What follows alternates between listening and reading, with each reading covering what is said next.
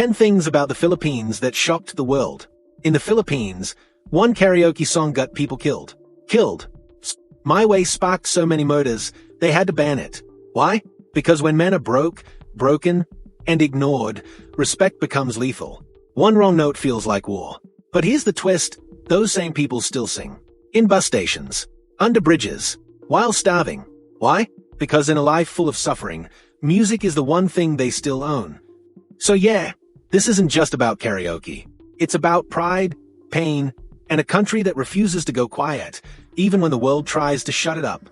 Welcome to the Philippines, where every song could be your last, and yet, they never stop singing. Have you ever cried in a shopping mall? No? Then you've clearly never been to the Philippines. Let me tell you about Liza, a single mom from Cavite with 2 kids and one huge problem: no money, no time, and nowhere to go on weekends. Her place is cramped, the streets outside are noisy and hot, and her kids just want to breathe. So where does she go? Not the park, not the beach, the mall. And not just for shopping, but for living. Every Sunday, Liza walks into SM or Ayala like she's entering a second home. Her kids play at the indoor playground. She goes to mass, yes, inside the mall. Afterward, they line up for 20 Cuban pesos ice cream, watch free performances at the activity center, and even get their checkups at the mall clinic. That's not a fantasy. That's everyday life in the Philippines. Because here's the thing most outsiders don't get. Filipino malls aren't just malls. They are modern-day town plazas, souped up with air conditioning, fast Wi-Fi, churches, skating rinks, gyms, libraries, even dental clinics. In a country where public spaces are rare, malls have evolved into something powerful, safe, clean, all-weather sanctuaries. It's where people find connection, comfort, and sometimes healing. In fact, the Philippines is home to 4 of the top 10 largest malls in the world: SM Mall of Asia, SM Mega Mall, SM Seaside Cebu, and SM North DSA. Combined, they welcome over 4 million visitors daily. Not for luxury, for life. You're not here to splurge. You're here to escape. To let your kid laugh without worry. To hold hands with someone you love in an air-conditioned wonderland where no one judges you for just existing. It's where broke college kids go on 200 Cuban pesos dates. Where grandparents walk laps at sunrise. Where job seekers hang out just to feel part of the world again. So if this hit you right in the heart, or reminded you of your Liza, smash that like button. Because malls in the Philippines? They are more than buildings. They are beating hearts. But hold on. What if I told you these same malls are now replacing entire neighborhoods? That they are quietly shaping how Filipinos live, vote, date, and even dream? Yup, that's what we are diving into next. Don't go anywhere, because the next part might just blow your mind. Have you ever sung a song that could cost you your life? In the Philippines, one song has done just that. Meet Carlos, a 45-year-old jeepney driver from Manila. After a grueling week navigating the city's chaotic streets, he looks forward to unwinding at his local karaoke bar. It's his sanctuary, a place where he can momentarily forget life's hardships. One evening, emboldened by a few drinks and the cheers of friends, Carlos selects Frank Sinatra's My Way. As he belts out the iconic lines, a fellow patron, irritated by the off-key rendition, confronts him. Words are exchanged, tempers flare, and in a flash, a knife is drawn. Carlos doesn't make it home that night. This isn't an isolated incident. Between 2002 and 2012, at least a dozen people were killed in the Philippines after singing My Way in karaoke bars. The song's confrontational lyrics, combined with alcohol and the country's deeply ingrained sense of pride, have proven to be a volatile mix. Karaoke, or videoke as it's locally known, is more than just entertainment in the Philippines. It's a cultural staple. For as little as 5 Cuban pesos per song, anyone can momentarily escape their daily struggles and feel like a star. But with this passion comes a darker side. The competitive nature of karaoke, coupled with the machismo culture and widespread alcohol consumption, has led to violent outbursts over song choices, singing order, and perceived slights. The My Way killings have become so notorious that many karaoke bars have removed the song from their playlists altogether. Some patrons, aware of the song's deadly reputation, refuse to sing it out of superstition or fear. But why My Way? Experts suggest that the song's lyrics, which emphasize individualism and defiance, can be perceived as arrogant or confrontational, especially in a communal setting where humility is valued. Singing it, particularly off-key, can be seen as a challenge or insult, triggering violent reactions. This phenomenon isn't limited to the Philippines. In other parts of Asia, karaoke-related violence has been reported. In Thailand, a man shot 8 people after becoming enraged by their repeated singing of John Denver's Take Me Home, Country Roads. In Malaysia, a man was stabbed to death for hogging the microphone. So, the next time you pick up that microphone, remember, in some places, singing the wrong song can have fatal consequences. If this story resonated with you or opened your eyes to the complexities of cultural traditions, smash that like button and share your thoughts in the comments below. Have you ever experienced tension over karaoke? We'd love to hear your stories. Stay tuned for our next segment, where we delve into how other countries have navigated the intersection of culture, pride, and music. You won't want to miss it. Ever hopped into a jeepney, squeezed between strangers, and felt like you were part of something bigger? Welcome to the Philippines, where the jeepney isn't just a ride, it's a rite of passage. Imagine this: Lolo Ben, a 65-year-old jeepney driver from Quezon City, starts his day at 4 a.m. His jeepney, a vibrant tapestry of colors and decals, isn't just his livelihood, it's his legacy. Passed down from his father, it's been the family's bread and butter for decades. But now, with modernization looming, Lolo Ben fears his beloved jeepney might be forced off the road. A brief history. Post-World War II, Filipinos transformed surplus U.S. military jeeps into public transport vehicles. These jeepneys became symbols of resilience and ingenuity, adorned with bright colors, religious icons, and unique designs. They evolved into the primary mode of transportation for millions, especially in urban areas. Jeepneys are more than just vehicles, they are mobile communities. For as little as 13 Cuban pesos, passengers share stories, laughter, and even snacks. The experience is intimate, knees touching, hands passing fares, and conversations flowing. It's a daily ritual that binds Filipinos together. The government's Public Utility Vehicle Modernization Program aims to replace old jeepneys with eco-friendly models. While the initiative promises reduced emissions and improved safety, many drivers like Lolo Ben face financial hurdles. New units can cost up to 2.8 million Cuban pesos, a steep price for those earning daily wages. Beyond economics, there's a cultural loss at stake. Traditional jeepneys are canvases of Filipino art and expression.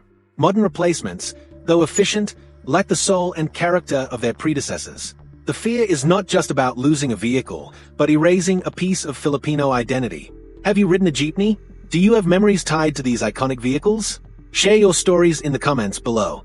Let's celebrate the jeepney's legacy together. Stay tuned for our next segment, where we'll explore how other countries balance modernization with tradition. You won't want to miss it. Ever imagine stepping into a world where dragons glide, eagles rule the skies, and creatures with eyes as big as saucers whisper secrets in the night? Welcome to the Philippines, a real-life Pandora teeming with wonders that defy imagination.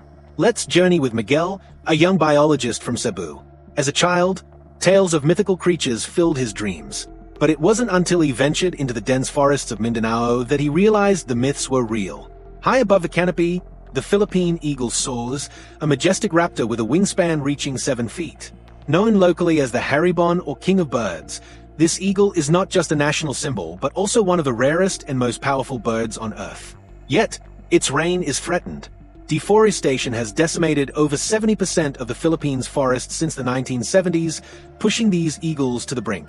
Conservationists, alongside indigenous communities, are racing against time to protect this regal bird and its dwindling habitat.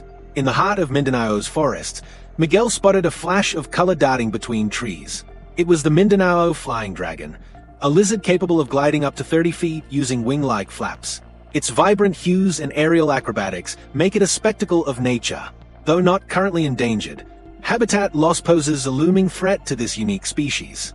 Preserving its environment ensures future generations can witness this living dragon in action. As night fell, Miguel's guide led him to a quiet grove.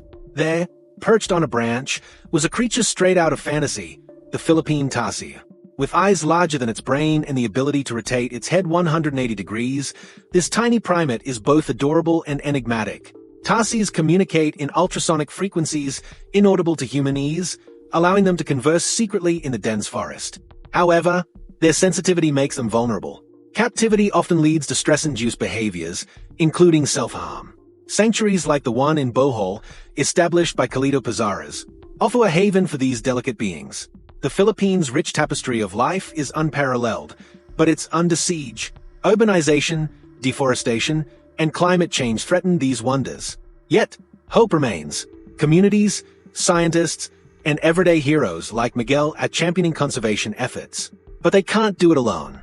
Have you encountered these incredible creatures or dream of seeing them? Share your stories and aspirations in the comments below. Let's celebrate and protect the Philippines' natural heritage together. Stay tuned for our next segment, where we'll explore how local traditions intertwine with conservation, revealing the deep-rooted connections between culture and nature in the Philippines.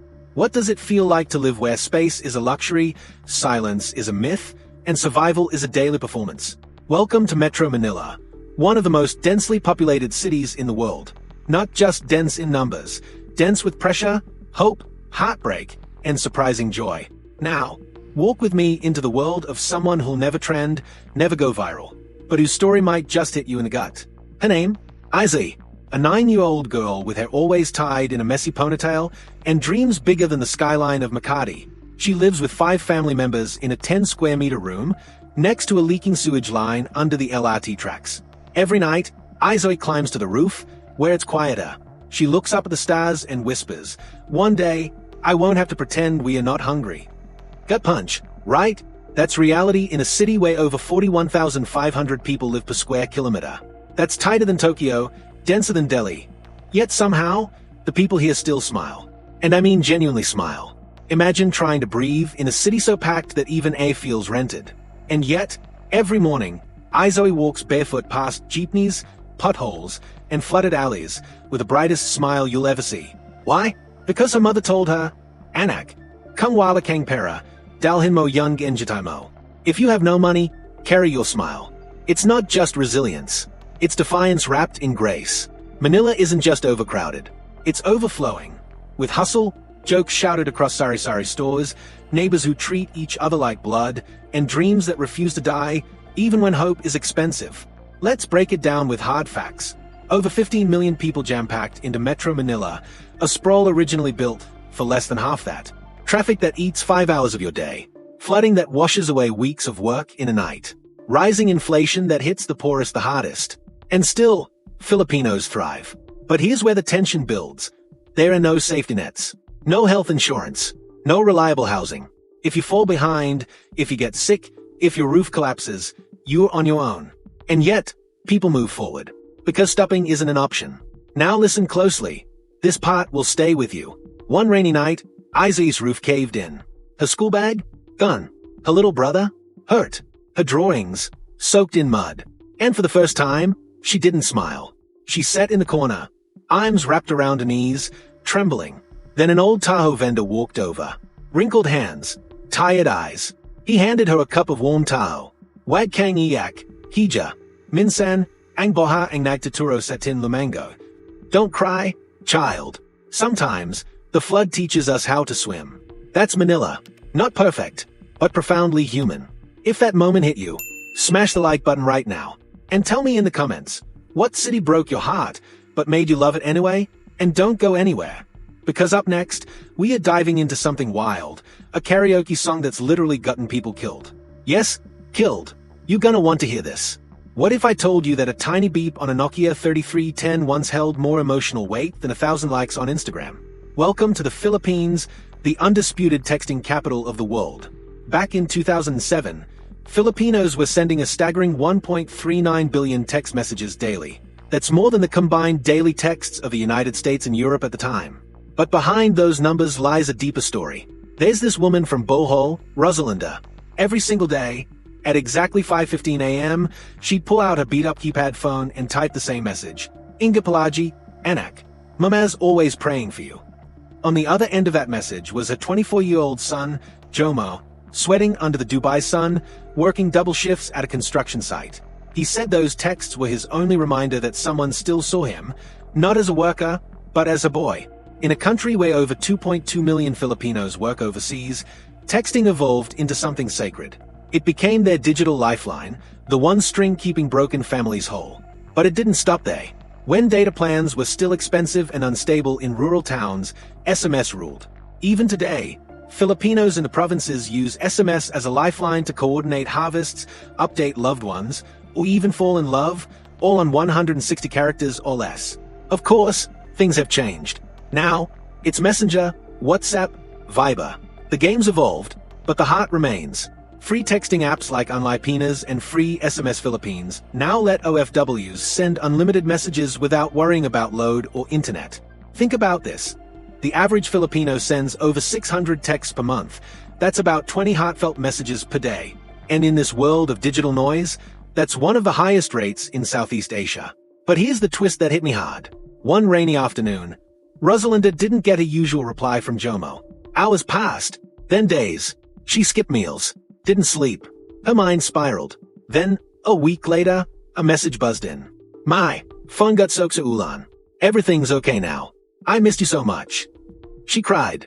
Right there in the middle of the sari-sari store. That's the power of one text in the Philippines. It's not just technology, it's therapy. It's connection. It's survival. So hey, smash that like button if you've ever waited on a message that made your heart skip. And tell us in the comments, what's the most meaningful message you've ever received? And don't even think of clicking away just yet. Because coming up next, we are diving into the eerie, emotional world of the My Way karaoke murders. Yes, you read that right. And trust me, you've never heard anything like it. Stick around. Things are just getting intense. Ever met someone who could juggle a Zoom board meeting, flip a perfect lumpia, help with math homework, then call her OFW husband with the last 3 bars of Wi-Fi, all in one day? That's a Filipina, the backbone of the Filipino household, the driver of small businesses, the silent force behind millions of migrant families. And yet, she does it all while holding a warm smile and a spoonful of kindness. In the chaotic heartbeat of Manila, there's a woman named Luna. At sunrise, she runs a sari-sari store that keeps a neighborhood moving. By noon, she's checking inventory for her growing online shop. And at night, she turns into a storyteller, tucking her children into bed with tales of how their tatty works overseas to send them to school. But Luna's not an exception. She's a reflection. In 2023, over 43% of senior leadership positions in Philippine companies were held by women. Sounds progressive, right? But here's the twist. Most of these women are still the ones packing lunches, managing bills, and attending school meetings. One foot in the boardroom, the other in the living room. Still think multitasking is a skill? For the Filipina, it's a survival instinct. Let's talk about Selly, a soft-spoken woman from Bohol. She raised 4 children while selling fish in the morning and doing laundry in the afternoon. Her husband, an OFW in Kuwait, only came home every 3 years. Yet somehow, her kids all finished college. One even became a lawyer. Selly didn't go viral. She didn't write a memoir. But her story mirrors millions. From our stats, we've got more viewers outpacing subscribers. That's right, you're watching, but not joining. So do us one small favor. Kindly join our community. We are building something honest, something powerful here. Thank you. Alright, back to the story. Let's peel back the layers. The Philippines ranks high in gender equality, but over 79% of aspiring Filipina entrepreneurs say they lack the capital to launch their dreams. Meanwhile, the World Bank notes that Filipino-led MSMEs struggle with access to digital markets and scalable funding. And yet, look at the rise of initiatives like SheTrades and Visa's APAC project, supporting women with training, mentorship, and financing. These aren't handouts, they are ladders, because when a Filipina climbs, she pulls 3 others with her. Here's the real gut punch. Without these women, the Philippines would collapse. Emotionally, economically, culturally. They are the quiet architects of a nation's progress. But they don't ask for parades. Just a fair shot. So here's your moment of reflection. When was the last time we honored the strength behind the smile? Stay right where you are, because what's coming next might just keep you up tonight. The eerie story of how karaoke, and one particular Frank Sinatra song, has led to a series of chilling deaths in the Philippines. And trust us, you won't believe how real it is. There's a kind of silence after a storm, not peace, just that eerie, breathless quiet. Rosa stood in that silence, ankle deep in floodwater, the walls of her home now just a memory. She clutched a damp photo of her husband, stranded abroad, unreachable. Her boys were hungry, her neighbors, desperate. But Rosa? She didn't flinch. She took a broken tray, made a fire in a metal bucket, and cooked rice from a stranger's donation. That day, she fed 12 people with nothing but ashes and kindness. And you want to know the wild part?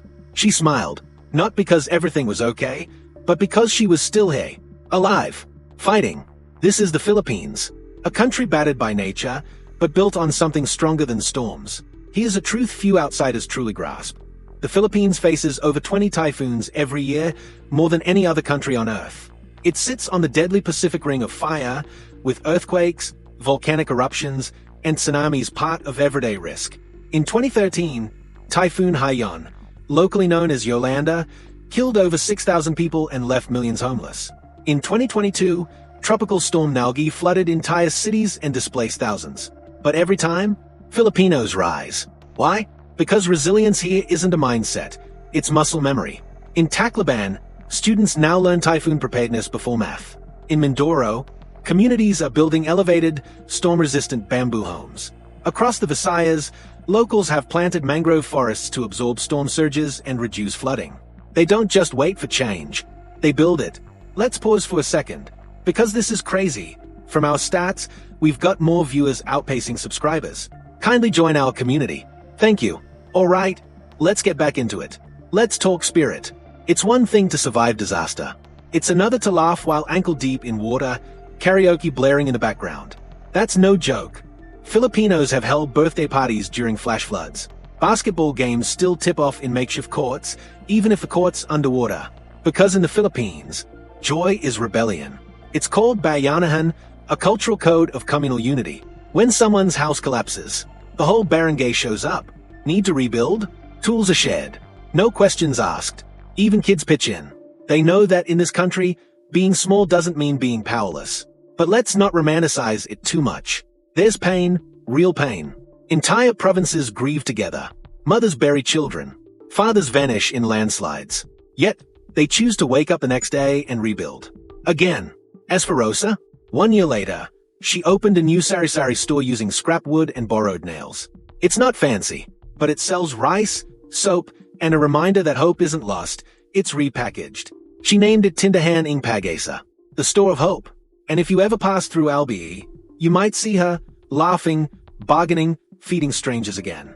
Coming up next, you've heard of storms. But what about a song so cursed, it sparked real-life murders? Yep, the My Way killings in the Philippines. Stick around.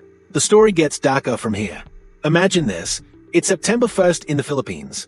While many are just transitioning from summer, Filipinos are already decking the halls. Malls resonate with the familiar tunes of Jose Marie Chan's Christmas in Our Hearts, and homes begin to glow with festive lights. This marks the commencement of the world's longest Christmas season, spanning from September to January, deeply rooted in joy, faith, and togetherness. Wikipedia. For Filipinos, Christmas isn't merely a day, it's a season that embodies the spirit of community and resilience. The Bear months, September to December, signal the start of this extended celebration, with festivities often lasting until the Feast of the Santo Niño in January. Consider the story of Lito, a jeepney driver from Manila. Despite the challenges of his daily grind, September brings a renewed sense of purpose. He adorns his jeepney with colorful lights and a handmade parol, star lantern, spreading holiday cheer to his passengers. For Lito, and many like him, the extended Christmas season is a testament to the Filipino spirit of hope and unity. Traditions such as Simbang Gabi, a series of 9 dawn masses leading up to Christmas, see communities gathering in the early hours, followed by indulgence in local delicacies like babinka and puto bumbong. Caroling, or pangangaroling, is another cherished practice, where children serenade neighbors in exchange for treats or coins. The season culminates with Noche Buena, a grand family feast on Christmas Eve, featuring dishes like lechon, hamon, and queso de bola. Yet, the celebrations don't end there. The spirit of giving and merriment continues into the new year, with traditions like Media Noche and the Feast of the Three Kings extending the festive atmosphere. This prolonged celebration isn't just about festivity, it's a reflection of the Filipino values of family, faith, and resilience. In a country frequently facing natural calamities, the enduring Christmas season serves as a beacon of hope and a reminder of a strength found in unity. As we delve deeper into the unique cultural tapestry of the Philippines, stay tuned for more stories that highlight the nation's rich traditions and unwavering spirit. Ever been in the middle of a thunderstorm, power's out, you're soaked, and someone offers you food with a genuine smile like it's a sunny Sunday picnic? That's the Filipino spirit in action. Now let me tell you about 8 Gina. She's got 3 kids, 1 sari-sari store, 0 rest days, and a laugh that could warm up Antarctica. Last December, a flash flood hit a barangay in Iloilo. Her house? Waist deep in murky water. Her store? Gone with the current. But the next morning, There she was, standing by a broken bench, selling instant coffee in plastic cups, grinning like she just won the lottery. And when a neighbor asked why she looked so cheerful, she just shrugged and said, "Cape lang tu, pero may enjitay pa rin." It's just coffee, but there's still a smile. That, my friend, is not mask. That's emotional armor made from centuries of resilience, soaked in optimism, and sprinkled with the best seasoning of all, Filipino humor. You see, in the Philippines, the smile is not just a facial expression. It's a national identity. Whether it's traffic jams that last longer than some relationships, or rice prices shooting up like your ex's ego, the Filipino smile holds the line. Here's a mind-blowing stat. The Philippines ranked #1 in positive emotional experiences in Gallup's Global Emotions Report.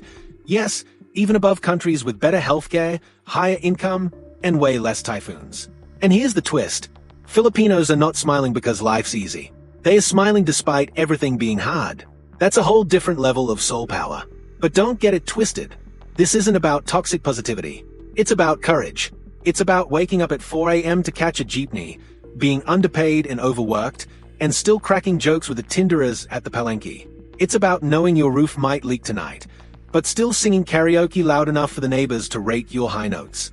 And right now, this energy, this smile, it's something the world could learn from. The Filipino smile has powered recovery after Super Typhoon Yolanda. It's been seen in the faces of nurses and OFWs working abroad, taking care of people they don't know, all while missing home. It's in the guards at the mall, the janitors, the construction workers, everywhere. And if you're watching this from abroad, ask yourself, when's the last time you smiled for no reason? When's the last time you laughed in traffic? In the Philippines, that's daily life. So here's our promise. In the next segment, we are diving even deeper into something that ties the smile, the struggle, and the spirit together in ways you've never seen. Stick around. You won't just understand the Filipino, you'll feel them in your bones.